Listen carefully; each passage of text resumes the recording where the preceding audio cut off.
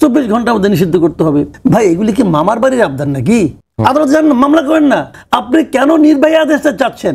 যারে আপনি মারতে গেছিলেন তারে মারতে পারেন নাই বলে তারা নিষিদ্ধ করতে বলতেছেন, এটা তো হলো না রে ভাই। হ্যাঁ বলেছে, তারপরে দেখলাম যে বিএনপি স্থায়ী কমিটি মিটিংয়ে বিএনপি সিদ্ধান্ত নিয়েছে তারা কোনো রাজনৈতিক দল নিষিদ্ধের পক্ষে না, নিয়েছে কিন্তু তারপরেই কিন্তু সিদ্ধান্ত নিয়েছে।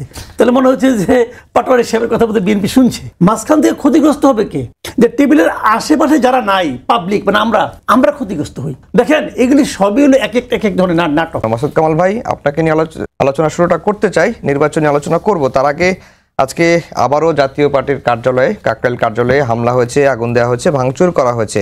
8 দিনের ব্যবধানে এই ঘটনাটি ঘটলো এবং জাতীয় পার্টির মহাসচিব শামীম হায়দার পাটোয়ারি তিনি এই হামলার জন্য গণ অধিকার পরিষদকে দায়ী করেছেন এবং গণ অধিকার পরিষদকে সন্ত্রাস বিরোধী আইনে নিষিদ্ধের দাবি জানিয়েছেন। অন্যদিকে আজকে গণ অধিকার পরিষদও শাহবাগে একটি সমাবেশ করেছে। সেই সমাবেশেও জাতীয় পার্টিকে 24 ঘন্টার মধ্যে নিষিদ্ধ কার্যক্রম স্থগিতের দাবি জানিয়েছে। শুধুমাত্র জাতীয় পার্টি নয়, সঙ্গে রয়েছে 14 দলেরও তারা নিষিদ্ধ এবং রাজনৈতিক কর্মকাণ্ড স্থগিতের দাবি জানিয়েছেন, নিবন্ধন বাতিলের দাবি জানিয়েছে। আসলে জাতীয় পার্টি নিয়ে বা জাতীয় পার্টির শেষ পরিণতিটা কি হবে আপনার কাছে কি মনে হয়, কি ধারণা? কি হবে এটা আমি কি করে বলবো? এটা তো আমি যে জ্যোতিষ না, এটা কেউ বলতে পারবে না কি হবে। তবে যা হচ্ছে এটা নিয়ে আমি একটু মন্তব্য করতে পারি। সেটা হলো, দেখেন জাতীয় পার্টিকে গণ অধিকার পরিষদ নিষিদ্ধ দাবি করেছে, করতেই পারে, এটা যে কোনো পলিটিক্যাল পার্টির অধিকার আছে।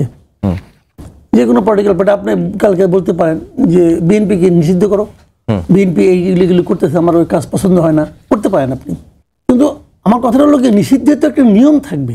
আপনি কিভাবে নিষিদ্ধ করবেন, কোন ভাবে, কোন প্রক্রিয়ায় নিষিদ্ধ করবেন, আইনটা কি? আইনটা কি আদালত? আপনি কি আদালতের মাধ্যমে নিষিদ্ধ করবেন? আদালতের কাছে অভিযোগ নিয়ে যাবেন, আদালতের বিচার বিবেচনা করে দেখবে, তারপর আদালত সিদ্ধান্ত দেবে হ্যাঁ নিষিদ্ধ করা হলো অথবা হলো না। তাহলে ওয়েল এন্ড গুড, আমার এটা কোনো আপত্তি নেই, কারণ আদালতের উপর আমাদের ভরসা রাখতে হবে। আর তাছাড়া আর কি, হ্যাঁ সরকার চাইলো, সরকারের আইন মন্ত্রণালয় বললো ওনাকে নিষিদ্ধ করে দিলাম, একটা নির্বাহী আদেশে করলো। এরকম একটা নির্বাহী আদেশ, এরকম একটা কালো আইন আগে ছিল, এখনো আছে। আমরা আগে সরকারের অনেক কিছু অপছন্দ করি, কিন্তু কালো আইনগুলি খুব পছন্দ করি। যত কালো আইন আছে সব পছন্দ, সব আমার খুব প্রিয়, কারণ সেগুলো আমি যখন তখন যার তার ক্ষেত্রে প্রয়োগ করতে পারি। এই যে সন্ত্রাস বিরোধী আইন যেটা বলা হচ্ছে কালো আইন, আমরা আগে বলছি, এরাই বলছে, সমস্ত সুশীল সবাই বলছে। এখন সুশীলদের মন্ত্রিসভা হয়েছে, এখন তারা এটা একেবারে প্রয়োগ করতেছে। তো নির্বাহী আদেশে আপনি একটা পার্টিকে নিষিদ্ধ করতে পারেন, করেন, সমস্যা নাই। এখন এটার আশায় তারা দাবি করছে। আজকে বলছে 24 ঘন্টার মধ্যে, আজকে 8 দিন আগে বলছিল 24 ঘন্টার মধ্যে। এই রাশেদ খান আরো আগে যে প্রথমবার যেদিন হলো ওই দিনই বলছিল 24 ঘন্টার মধ্যে নিষিদ্ধ করতে হবে। ভাই এগুলি কি মামার বাড়ির আবদার নাকি? মামার বাড়ির আবদার? আদালত যান মামলা করেন না। আপনি কেন নির্বাহী আদেশটা চাচ্ছেন? ওরাও তো মামলা করতে পারে। যেহেতু আওয়ামী লীগের কার্যক্রম নিষিদ্ধ হয়েছে নির্বাহী আদেশ এবং আন্দোলনের পরেই কিন্তু হয়েছে, সেই কারণে তারাও আমি তো ওটাও সাপোর্ট করি না। আমি কোনো পলিটিক্যাল পার্টিকে নিষিদ্ধ সাপোর্ট করি না। আমি জামাতে ইসলামকে তো নিষিদ্ধ করেছিল 3 তারিখে, আমি 3 তারিখেই বলেছি এই যে এই নিষিদ্ধকে আমি সাপোর্ট করি না। আমি মনে করি যে নির্বাহী আদেশে কোনো পলিটিক্যাল পার্টিকে নিষিদ্ধ করা উচিত না। আপনি মামলা করেন, যদি আদালত নিষিদ্ধ করে দ্যাটস ওকে, এটা তো আগেই বললাম এটা কালো আইন। আমি জামাতকে নিষিদ্ধ সাপোর্ট করি না, এমনকি আমি আওয়ামী লীগ যে হিজবুত তাহরিরকে নিষিদ্ধ করছিল আমি ওটাও সাপোর্ট করি না। হিজবুত তাহরির নিষিদ্ধ করার কি কারণ ছিল বলেন তো আপনি? হিজবুত তাহরিরকে নিষিদ্ধ করছে, হিজবুত তাহরির বিডিআর হত্যাকাণ্ড নিয়ে প্রশ্ন করছিল, that was the cause. Hizbut Tahrir প্রমাণ করার চেষ্টা করছিল যে বিডিআর হত্যাকাণ্ডের সঙ্গে তৎকালীন গভর্নমেন্টের কেউ জড়িত আছে, এগুলো সঙ্গে নিষিদ্ধ করে দিয়েছে। কিন্তু মাসুদ কামাল ভাই, একটা জিনিস একটু পরিষ্কার হতে চাই যে এই যে জাতীয় পার্টির মধ্যে 2-3টা ভাগ হয়ে গেছে, জাতীয় পার্টির যে গ্রহণযোগ্যতা কখনোই ছিল না। অনেকে দলের নেতারাই বলতেন যে জাতীয় পার্টি একটা ক্লাবে পরিণত হচ্ছে। এই দলটাকে নিয়ে এত কেন মানে প্রাসঙ্গিক করে আনা হচ্ছে? আমি জাতীয় পার্টি সম্পর্কে আওয়ামী লীগ যখন ক্ষমতায় ছিল তখনও বলছি এটা একটা জাতীয় বেইমান পার্টি। আমি নিজে বলছি, আমি দায়িত্ব নিয়ে বলছি, এখনো তাই বলি। আমি জাতীয় পার্টিকে পছন্দ করি না। আওয়ামী লীগ যে 15 বছর ক্ষমতায় ছিল, আওয়ামী লীগ যে আমাদের ভোটাধিকার হরণ করেছিল, এই ক্ষেত্রে তার প্রধান দোষর ছিল জাতীয় পার্টি। আমি এটা এখনো বলি, কিন্তু সেই জন্য আমি তাকে প্রত্যাখ্যান করি। জনগণ তাকে প্রত্যাখ্যান করবে, কাজটা জনগণের। আপনি কে? আমি কে নিষিদ্ধ করার? আমি কে? আমি কেউ না, জনগণ নিষিদ্ধ করবে। আপনি জনগণের কাছে ছেড়ে দেন, দেখেন জনগণ কি করে। নিষিদ্ধ করা যায় না, নির্বাহী আদেশে নিষিদ্ধ করলে দলের জনপ্রিয়তা বাড়ে। কয়টা প্রমাণ চান আপনি? ওইটা হয় না। বরঞ্চ আপনি এটা জনগণের কাছে ছেড়ে দেন, জনগণ তাকে দেখবেন কি শিক্ষা দিয়ে দেয়। তো আপনি কে? ভয় পাচ্ছে ভাই, এগুলি বুঝি আমরা। মূল কারণ হলো তারা ভয় পাচ্ছে, কিছু কিছু দল ভয় পাচ্ছে যে যদি জাতীয় পার্টি ইলেকশন করে, যদি সেখানে নৌকার ভোটগুলি চলে আসে, তাহলে তো আমাদের যে প্রত্যাশা সেটা পূরণ হবে না, তাহলে তো আমরা রানার্স আপ হতে পারবো না, তাহলে তো আমি অমুক হতে পারবো না। ভয় পাচ্ছে, সিম্পল ভয় পাই। এই যোগ বিয়োগ পার্টিগুলি আমরা বুঝি, এগুলি বলে লাভ নাই। কিন্তু এই ভয়টা আমি মনে করি অমূলক। অমূলক আপনি যদি সবাইকে থাকতে দেন মাঠে, মানুষ কি ভুলে গেছে? মানুষ ভুলে না তো তাড়াতাড়ি। মানুষকে কাজটা করতে দেন। মানুষের কাজ আপনি বলতেছেন না মানুষের এইটা চাওয়া উচিত, মানুষের এইটা করা উচিত। কেন করতেছেন আপনি? আপনি তো আরপিও নিয়ে আলোচনা করবেন, তো তখন আমি না ভোট নিয়ে আলোচনা বলবো কি করতেছে, একই কাজ। ভয় পাচ্ছে, সিম্পল। জি, মুশফিকুস সালেহীন, জাতীয় পার্টিকে নিয়ে, জাতীয় পার্টি আওয়ামী লীগের দোসর হিসেবে কাজ করেছে এবং আওয়ামী লীগ যে 15 বছর ধরে দেশে ফ্যাসিবাদ কায়েম করেছে তার অন্যতম প্রধান পৃষ্ঠপোষক বা সহযোগী জাতীয় পার্টিকেই বলা হয়। এই এখন জাতীয় পার্টিকে নিষিদ্ধর দাবিটা নতুন করে উঠছে কেন? যখন আওয়ামী লীগ নিষিদ্ধের দাবি উঠেছিল তখন জাতীয় পার্টিকে নিষিদ্ধের দাবিটা তোলা হয়নি কেন? এখন কেন উঠছে? ধন্যবাদ আপনাকে এবং সালাম এবং শুভেচ্ছা যারা শুনছেন তাদের সকলকে। আমরা এখন জাতীয় পার্টিকে নিষিদ্ধ করার দাবি উঠছে এই কথাটা বলাটা ঠিক হবে না। তার কারণ হচ্ছে এখন বলতে পারেন এটা ফোকাসে আসছে, এখন হয়তো এটা হেডলাইনে আছে, এর আগে হয়তো নিউজের সেকেন্ড পার্টে চলে যেত। কেননা যখন আওয়ামী লীগের ব্যাপারে যখন আন্দোলনটা হলো ওই সময়ে কিন্তু গণ অধিকার পরিষদের এই দাবি তখনই ছিল। আপনি যদি মনে করতে পারেন রংপুরে জাতীয় পার্টির কার্যালয়ে এই একটা ঘটনা ঘটেছিল, সেটা কিন্তু গণ অধিকার পরিষদের নেতৃবৃন্দের সাথে জাতীয় পার্টির নেতৃবৃন্দের ঘটনাটা ঘটেছিল। এই ঘটনাটা অনেক দিন ধরেই ঘটছে, এখন এটা একটা বড় ঘটনায় পরিণত হয়েছে। তার কারণ হচ্ছে জাতীয় পার্টির সাথে এই ঘটনায় যে নুরুল হক নূরের উপরে আইন শৃঙ্খলা রক্ষাকারী বাহিনী, পুলিশ এবং সেনাবাহিনী বর্বরভাবে আক্রমণ করেছে এবং সেই আক্রমণ করার ফলে এক ধরনের আশঙ্কা তৈরি হয়েছে যে জাতীয় পার্টিকে কি আসলে এই বিদ্যমান যে এস্টাবলিশমেন্টের কোনো পক্ষ একটু ব্যাকআপ দিচ্ছে কিনা। এবং এটার সাথে আরো কিছু জিনিস যুক্ত হয়েছে। এখানে ধরুন এক ধরনের আলোচনা রয়েছে যে নির্বাচনের যাওয়ার ক্ষেত্রে বিএনপি বাদে অন্যান্য দলগুলোর কিছু শর্ত বলুন বা কিছু প্রিকন্ডিশন তাদের রয়েছে, যেইগুলো না হলে আসলে নির্বাচনে তারা যাবে কিনা, এটা নিয়ে একটা আলোচনা রয়েছে। সেটা এনসিপির আমাদের অবস্থান থেকে আমাদের রয়েছে, অন্যান্য দলগুলো জামাত ইসলামী আন্দোলন তাদের মতো করে রয়েছে। এখন একটা আশঙ্কা তৈরি হয়েছে, তাহলে এখন কি আবার 2018 বা মানে আপনার অতীতের বিভিন্ন ইলেকশনের মতো যদি এই দলগুলো নির্বাচনে না যায়, সেক্ষেত্রে কি ওই নির্বাচনকে এক ধরনের বৈধতা দিতে আগে যেমন আওয়ামী লীগের পারপাস সার্ভ করতে জাতীয় পার্টি আসতো, এখন কি আবার সেইটা জাতীয় পার্টি করবে কিনা? এবং সেই জন্যই কি আসলে কেউ সেটা আমাদের পলিটিক্যাল এস্টাবলিশমেন্ট হোক বা আমাদের যেই ওভারঅল অ্যাডমিনিস্ট্রেটিভ বা অন্যান্য যে এস্টাবলিশমেন্ট, তারা কেউ কি আসলে দিচ্ছে কিনা, এই একটা প্রশ্ন তৈরি হয়েছে। এটার কারণটা হচ্ছে নুরুল হক নূর, যিনি গণ অভ্যুত্থানের একজন অন্যতম নেতা, যিনি গত 15 বছর ফ্যাসিবাদ বিরোধী আন্দোলনের অন্যতম নেতা এবং সর্বশেষ ডাকসুর নির্বাচিত ভিপি, সেই ব্যক্তির উপর যখন এভাবে আক্রমণ করা হয় তখন এই প্রশ্নটা আসলে উঠে যায়, একটা সন্দেহ তৈরি হয়। এবং আমরা যে ভিডিওটা দেখেছি সেই ভিডিওটা দেখেও কিন্তু আসলে একটু আমাদের আশঙ্কাটা তৈরি হয়েছে। কিন্তু এর বাইরে আরেকটা যেটা হচ্ছে মাসুদ কামাল ভাই যেটা বলছিলেন, এই জায়গায় আমার একটা প্রশ্ন হচ্ছে, ধরুন মানে সাকিব আল হাসান যখন ম্যাচ ফিক্সিং এর কারণে ওনাকে কিছুদিন ক্রিকেট খেলা থেকে বন্ধ রাখা হলো, মানে তখন কি ওই আইসিসি বলেছিল যে বিসিবি ডিসিশন নিবে যে যেই লোক ম্যাচ ফিক্সিং করে বা স্পট ফিক্সিং করে তাকে দলে রাখবে কি রাখবে না? তখন তো আইসিসি ডিসিশন দিয়ে দিয়েছিল যে ও ম্যাচ ফিক্সিং করেছে, ওকে কিছুদিন খেলা রাখা যাবে না। মোহাম্মদ আশরাফুল সেম ঘটনা। জাতীয় পার্টি এই ম্যাচ ফিক্সিং, নির্বাচন কেন্দ্রিক খেলায় ম্যাচ ফিক্সিং এ গত 15 বছর ধরে যুক্ত ছিল। তো তাদের ব্যাপারে একটা, কিন্তু আপনাদের ধারণা যে আগামী নির্বাচনেও জাতীয় পার্টি ম্যাচ ফিক্সিং এর একটা পার্ট হতে পারে, এই সংখ্যাটা তো রয়েছেই, সেটা আমি শুরুতে বললাম। সেকেন্ড বিষয় হচ্ছে যে আপনার অতীতে যে ম্যাচ ফিক্সিং হয়েছে সেই ম্যাচ ফিক্সিং এর একটা বিচার হতে হবে। প্লাস জাতীয় পার্টি আমরা পরিষ্কারভাবে জানি 2014 সালে সুজাতা সিং বাংলাদেশে আসলেন, তিনি জিএম কাদের নির্বাচনে যাবেন না, কিন্তু জাতীয় পার্টির সাথে বৈঠক করা হলো, তারপরে তিনি নির্বাচনে গেলেন। 2024-এর ব্যাপারে আমরা এখন যেটা শুনতে পাচ্ছি যে 2024-এর আগে জাতীয় পার্টি যে আওয়ামী লীগ বিরোধী কথাবার্তা বলতো, এটা ছিল সিট নেগোসিয়েশন, এবং উনি ভারত থেকে ফিরে বললেন যে কি বলেছে সেটা আমি বলতে পারবো না ভারতের অনুমতি ছাড়া। এবং জাতীয় পার্টির এই জিএম কাদেরের সম্ভবত ভাইয়ের ছেলে, তিনি এমন একটা আর্টিকেল লিখেছেন নেত্র নিউজে যে তাকে দল থেকে বহিষ্কার করা হয়েছে কারণ অন্য একটা প্রতিবেশী দেশের এম্বাসি থেকে বা হাইকমিশন থেকে এই নির্দেশনা জিএম কাদেরকে দেওয়া হয়েছে। অর্থাৎ এমন একটা দল রাজনীতি করছে বাংলাদেশে, রাজনীতি করার কথা বাংলাদেশের মানুষের জন্য, কল্যাণের জন্য, তারা আসলে অন্য আরেকটা দেশের পারপাস সার্ভ করছে, বাংলাদেশের রাজনীতি করতেছে। এই দল তো বাংলাদেশের সার্বভৌমত্বের জন্য হুমকি। এবং লাস্টলি আপনার যদি আমরা ভাবি যে কথাটা বিভিন্ন সময় আমরা মাসুদ কামাল ভাই বা অন্য আরো অনেকজনকে বলতে শুনি, সেটা হচ্ছে যে যদি কোনো অপরাধী না এমন কোনো ব্যক্তি যদি জাতীয় পার্টির হয়ে নির্বাচন করতে আসেন তাহলে আপনি কেন তাকে বাধা দিবেন? হ্যাঁ, খুব ভালো কথা, খুব সুন্দর কথা, আমরা এটাতে এগ্রি করি।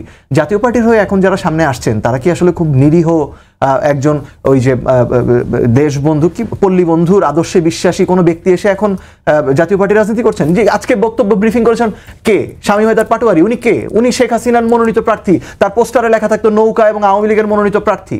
ওনারা তো সেই ম্যাচ ফিক্সিং এর অন্যতম কুশীলব। এখন জাতীয় পার্টির অন্য অংশ কে? জিএম কাদের। সেই জিএম কাদেরকে আমরা সবাই জানি। তো যদি এমন হতো যে আসলে তৃণমূল পর্যায় থেকে ফ্রেশ কোনো লোক এসে বলছে যে জাতীয় পার্টি অতীতে যা করেছে আমরা আসলে দুঃখ প্রকাশ করি, জিএম কাদের, শামীম হায়দার পাটোয়ারিরা তারা দেশের সাথে প্রতারণা করেছে, জনগণের সাথে প্রতারণা করেছে, তাদেরকে আমরা ছুড়ে ফেলতেছি, আমরা জাতীয় পার্টি প্রকৃত বাংলাদেশপন্থী রাজনীতি করব, আপনারা আমাদের রাজনীতি করার সুযোগ দেন, তাহলে আমরা ভাবতে পারতাম যে তাদের সাথে এক মঞ্চে দাঁড়িয়ে আমরা রিকনসিলিয়েশনে যে ওই নির্বাচনে যাব কিনা। এই কোনো কিছুই তো হয়নি।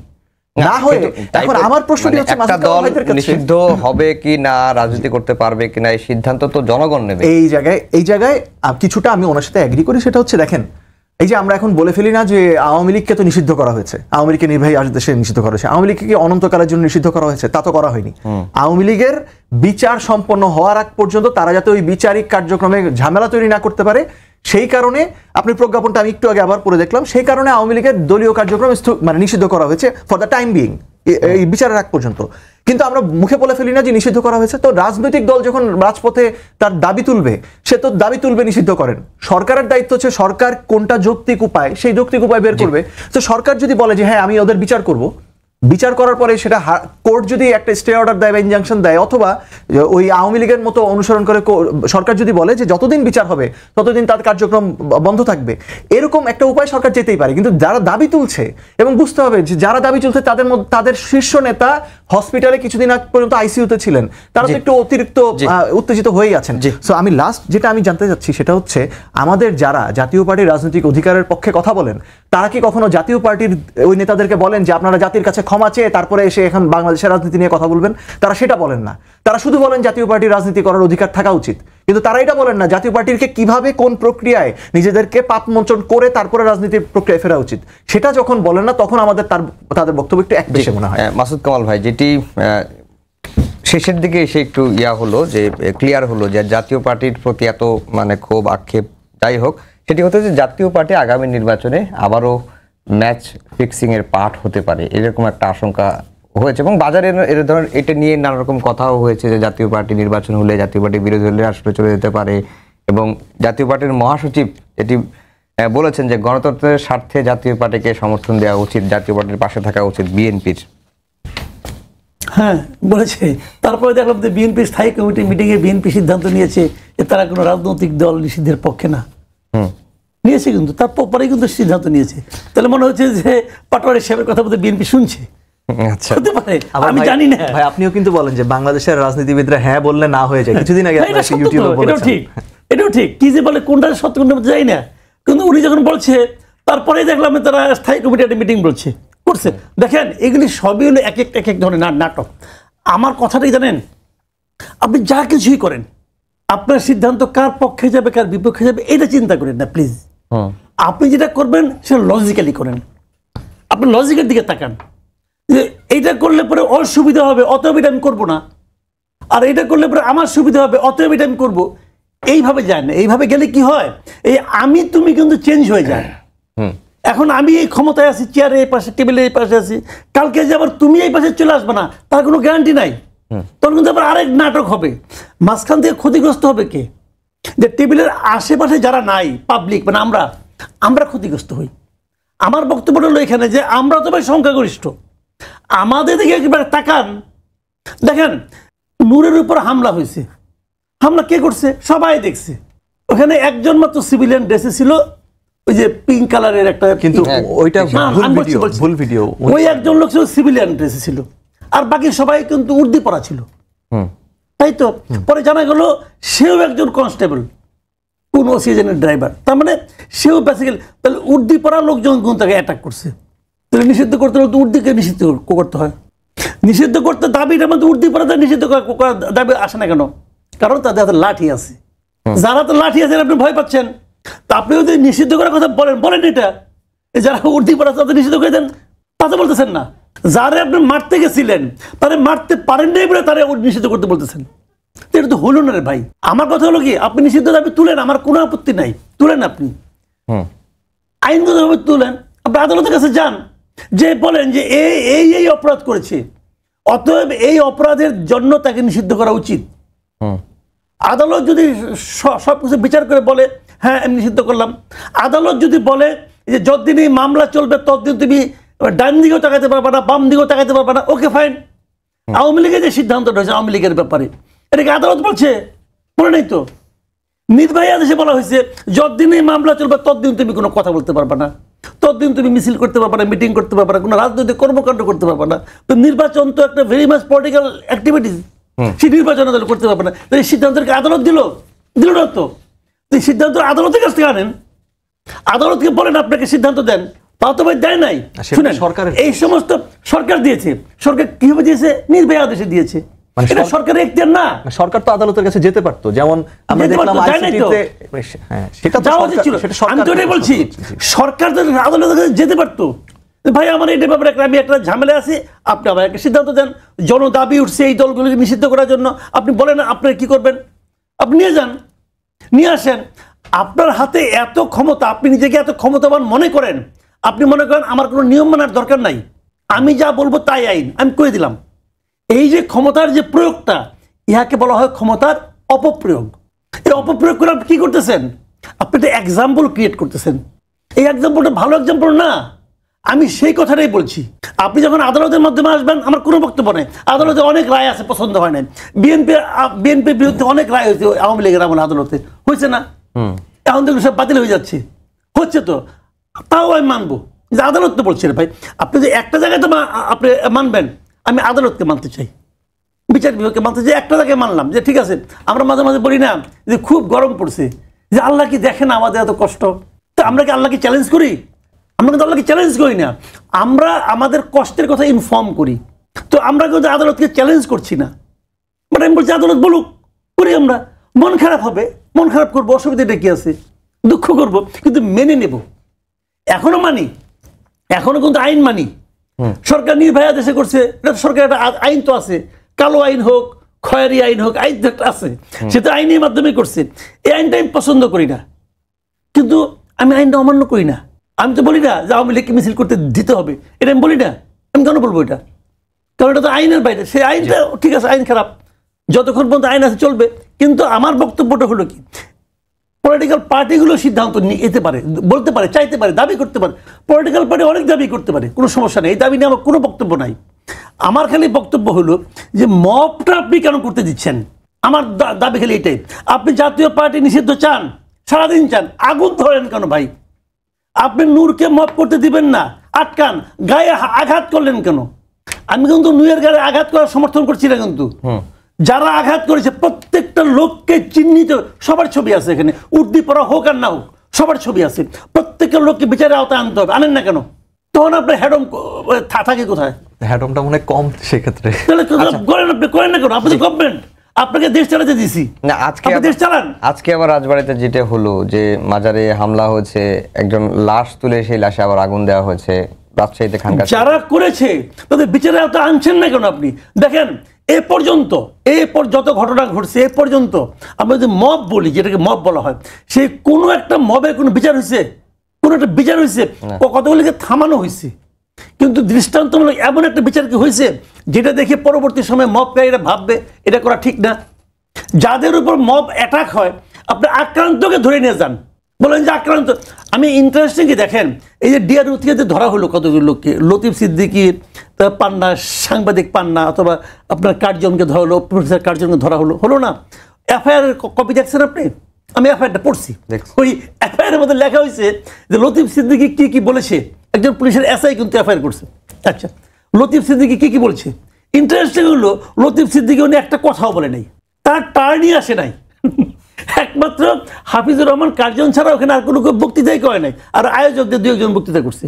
তো লতিফ সিদ্দিকের মুখ দিয়া এই যে অনেকগুলি বক্তব্য এসআই সাহেব শুনলেন, উনি কি লতিফুর রহমান লতিফ সিদ্দিকের মগজের মধ্যে ঢুকছিলেন? উনি কেমন লেখলেন? তারপরে সেই মামলায় লতিফ সিদ্দিকী জামিন হয় না তো। তারপরে আদালত দিছে, কি আর করা, মন খারাপ করে শুনি যা, ঠিক আছে আমাদের কলিগ পান্নার জামিন হয় না, শুনি পান্না ওখানে কিছু একটা কথাও কয় নাই, সেটা কেন ষড়যন্ত্র করছে। আরে ষড়যন্ত্র কেউ প্রকাশ্যে করে? গোল টেবিল বৈঠক করে কেউ ষড়যন্ত্র করে?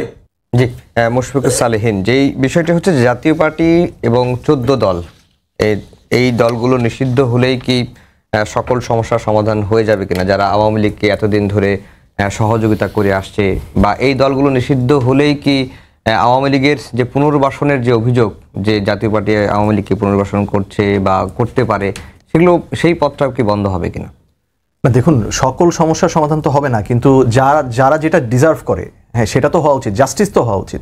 এখন সেইটা নিয়ে প্রক্রিয়াগত, আমি যেটা বুঝলাম যে মানে কোন প্রক্রিয়ায় করা হচ্ছে সেটা নিয়ে মাসুদ কামাল ভাইদের বক্তব্য রয়েছে, কিন্তু জাতীয় পার্টি যে একটা ইভিল ফোর্স, মানে জাতীয় পার্টি অ্যান্টি ডেমোক্রেটিক ফোর্স বাংলাদেশে, এটা নিয়ে তো আসলে কথা বলার সুযোগ নেই। এখন তাকে কি আপনি বিচারিক প্রক্রিয়ায় তার ব্যাপারে ব্যবস্থা নেবেন, নাকি অ্যাডমিনিস্ট্রেটিভলি একটা আপনি নির্বাহী আদেশ দিবেন, সেটা নিয়ে আলোচনা হতেই পারে।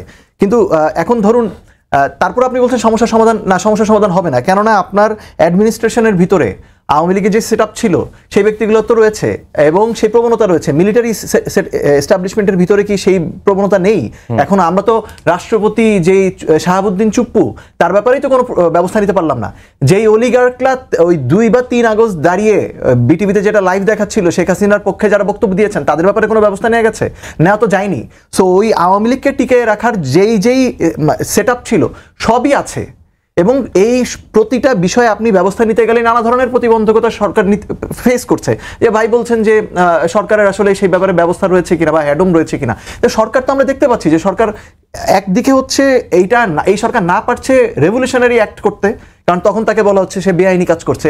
আবার সরকার না পাচ্ছে প্রথাগত উপায়ে ব্যবস্থা নিতে, তার কারণ হচ্ছে এই প্রথাগত উপায়ে ব্যবস্থা নিতে গেলে ওই সিস্টেমের ভিতরেই অনেক রকম গলদ রয়েছে যারা এই ব্যবস্থাগুলো আটকে দিচ্ছে। ধরুন গুম কমিশন, এই গুণ কমিশনের কার্যক্রমের অগ্রগতি সম্পর্কে আমরা তেমন কিছু জানি, আমরা তো জানতে পারছি না আসলে কি কতদূর আগালো, কেন আগাতে পারছে না। ধরুন যে এই যে র্যাবের ভিতরে যারা মানবাধিকার হরণের জন্য যারা দায়ী ছিলেন, তাদের ব্যাপারে আমরা কি কথা বলতে পারছি? যেমন আমরা উর্দি পরাদের কথা বলেন, আমরা তো আসলে কথা বলতে পারি না যে র্যাবের যারা ক্রসফায়ার, গুম, খুনের সাথে যুক্ত ছিলেন, আয়নাঘর যারা বানিয়েছিলেন, তাদের নাম তো আমরা শুনতে পারি। 2 দিন আগে আমরা দেখলাম পিলখানা নিয়ে সংস্কৃতি মন্ত্রণালয়ে একটা ডকুমেন্টারি প্রচার করলো, কিন্তু ওই পিলখানা হত্যাকাণ্ডে তারা পরিষ্কারভাবে বলছেন যে কিভাবে আর্মির ভিতরে কিছু মানুষ, কিভাবে তৎকালীন প্রধানমন্ত্রী থেকে শুরু করে মন্ত্রী, এমপিরা এই কাজে যুক্ত ছিলেন। আমরা কি সেই পিলখানা হত্যাকাণ্ডের বিচারগুলো করতে পারছি? আমরা তো দেখছি না। এখন ওই লোকগুলা কোথায়? ওই লোকগুলা বাংলাদেশেরই কোথাও না কোথাও রয়েছে, এবং এই লোকগুলা বাংলাদেশের সবচেয়ে পাওয়ারফুল গোষ্ঠীর পার্ট, এবং সবাই তো কারো না কারো বন্ধু, যে কারণে তাদের বন্ধুরা তাদেরকে সেভ করতে চায়, বিভিন্ন উপায়ে সেভ করতে চায়। যে কারণে এই যে আওয়ামী লীগ পুনর্বাসনের যে ভয়টা, এটা ভাই যেটা বলছেন অমূলক, সেটা অমূলক না। আজকেও ঢাকায় 3 জায়গায় আওয়ামী লীগের মিছিল হয়েছে।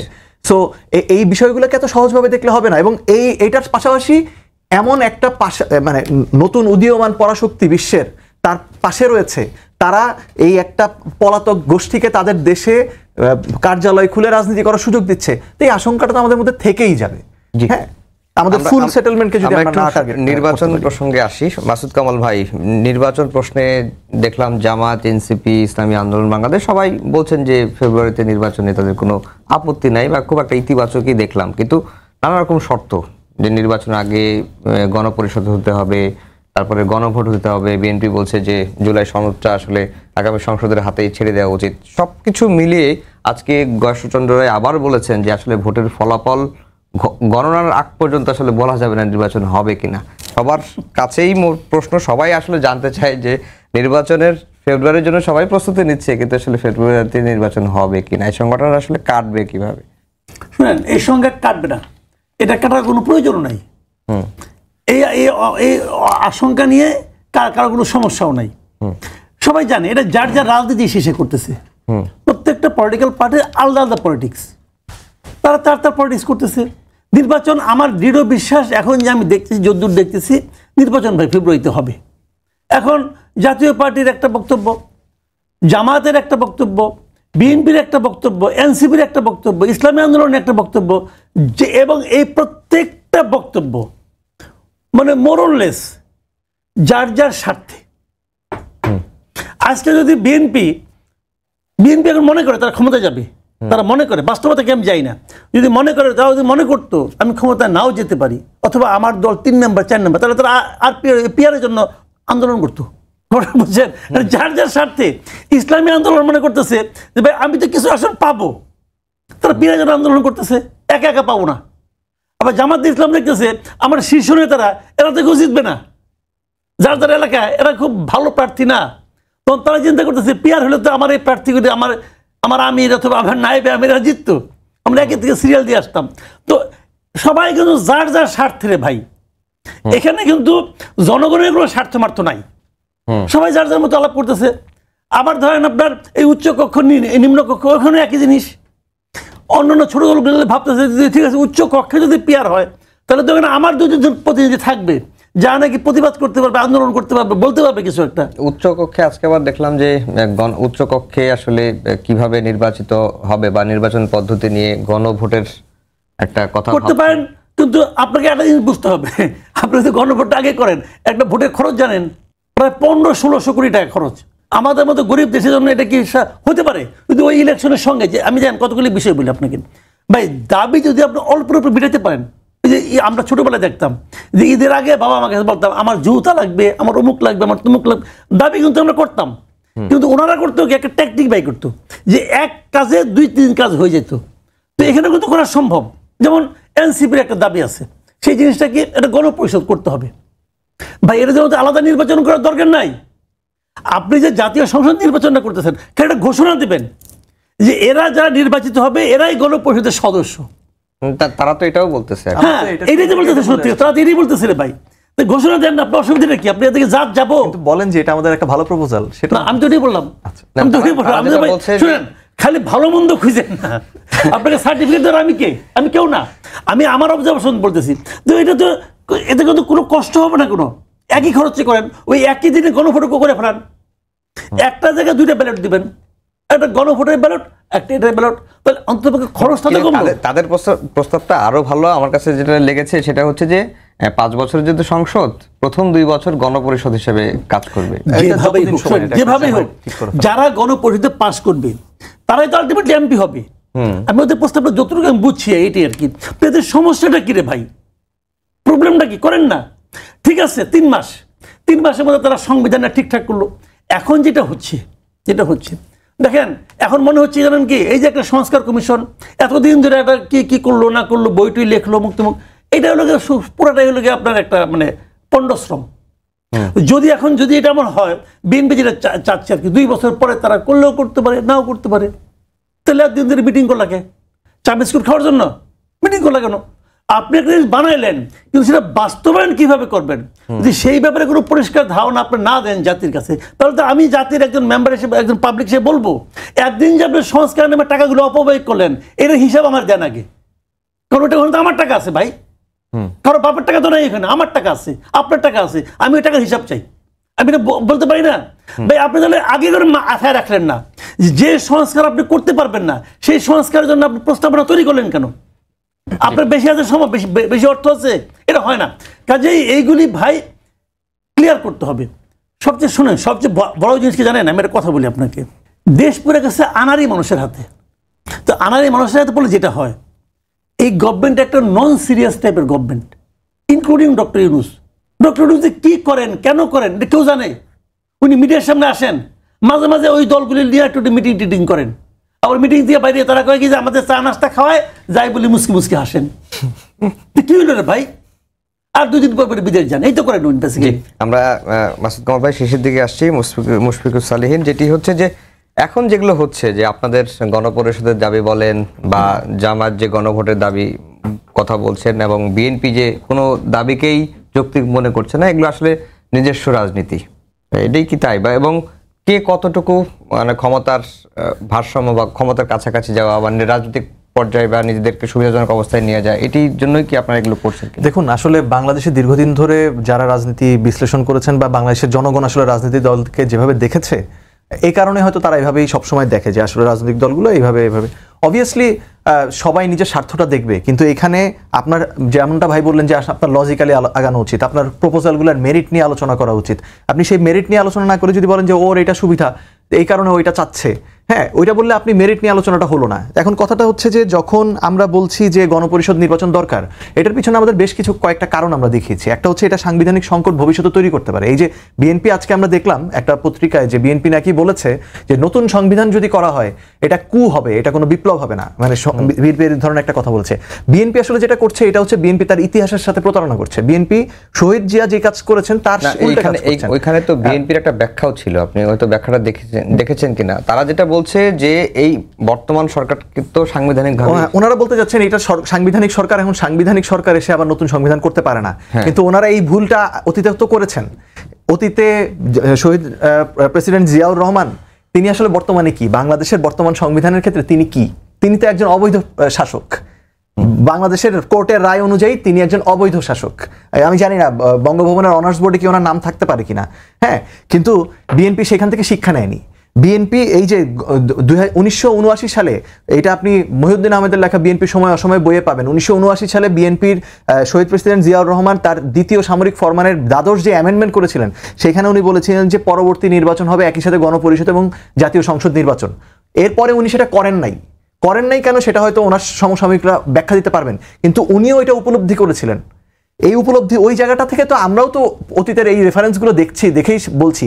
উনি সেটা করেন নাই দেখেই 20 বছর পরে এসে ওনার শাসন আমলকে অবৈধ ঘোষণা করা হয়েছে এবং ওনাকে অবৈধ সামরিক শাসক হিসেবে আখ্যা দেওয়ার সুযোগটা পাওয়া গেছে।